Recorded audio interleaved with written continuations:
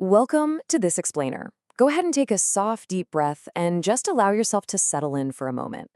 Today, we're diving into a beautifully restorative workshop all about autoimmune support, specifically looking at how Kriya Yoga and expressive arts therapy come together.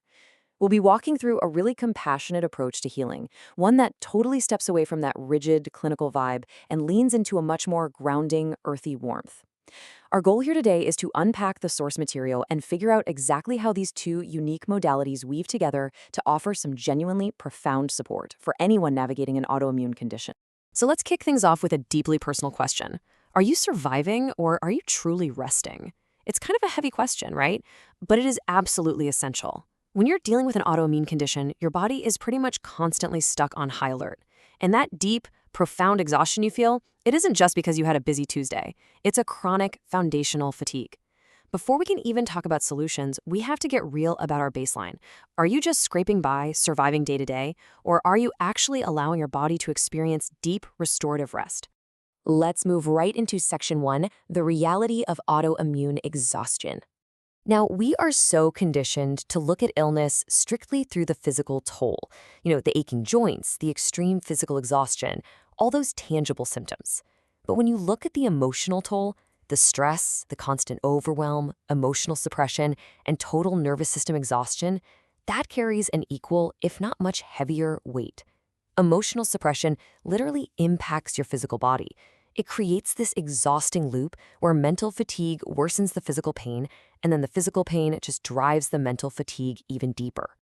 And because of that intense loop, we end up at this really heartbreaking reality. So many people living with autoimmune disorders end up feeling completely disconnected from themselves.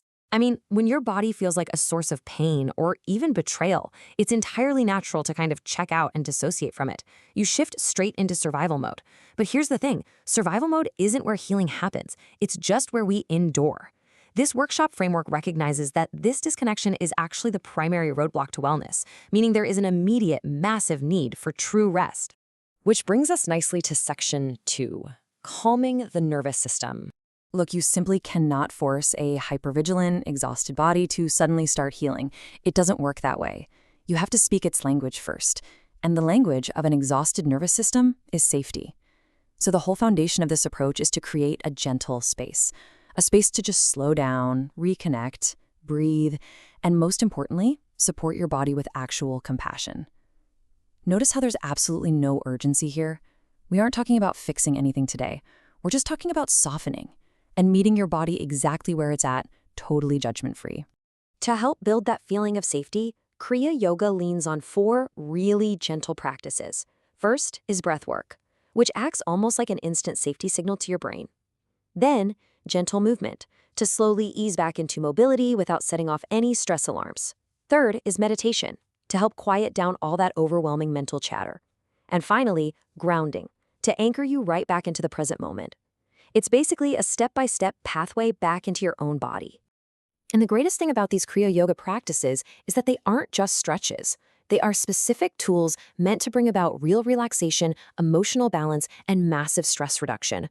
By doing these, you start to rebuild your body awareness and find this sense of inner calm. Slowly but surely, you actually begin to trust your physical self again. Okay, moving right along to section 3, reconnecting through expressive arts. Let's be super clear about what this means, because expressive arts therapy is definitely not an art class.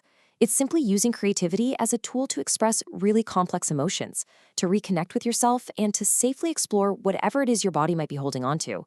Remember that emotional suppression we talked about a minute ago? This is where we safely and gently open up that valve. It's just a way to communicate the things that are way too heavy to say out loud. And to do that, the workshop uses a bunch of different methods. It could be painting, drawing, some guided writing, movement, or even just quiet reflection.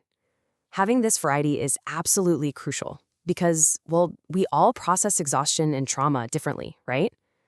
It's an invitation to just let go and express yourself completely freely, using whatever method feels right for your energy in that exact moment. Now, if you take nothing else away from this explainer, please let it be this. This is not about creating perfect art. And it is not about forcing healing. Honestly, perfectionism and rushed timelines are usually what fry our nervous systems in the first place. There is absolutely zero pressure here to make a masterpiece. It is 100% about the process of getting what's trapped inside out. You can't bully your body into healing, and this whole approach completely throws that toxic pressure right out the window.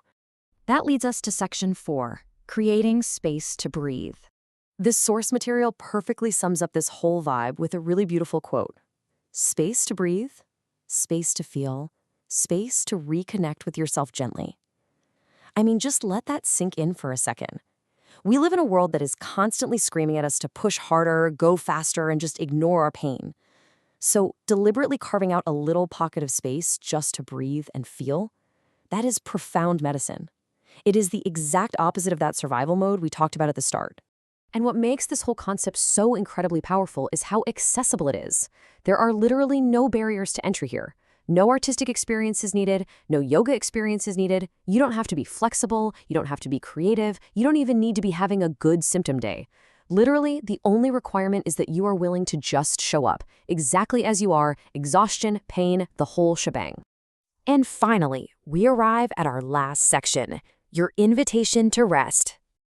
Just to tie it all together, this is a dedicated 2-hour workshop completely tailored for folks living with autoimmune conditions.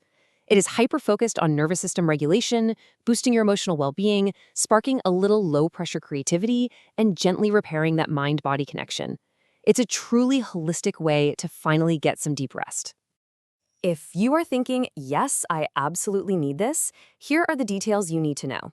It's happening on Friday, the 5th of May, from 12 p.m. to 3 p.m.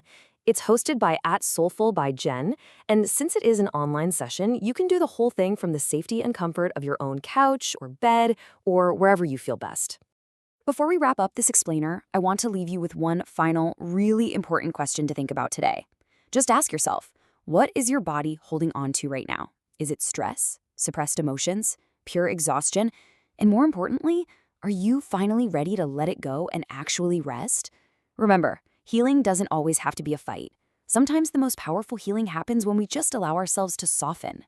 Thanks so much for hanging out with me for this explainer. I truly hope you find the space, the breath, and the gentle rest that you absolutely deserve. See you next time.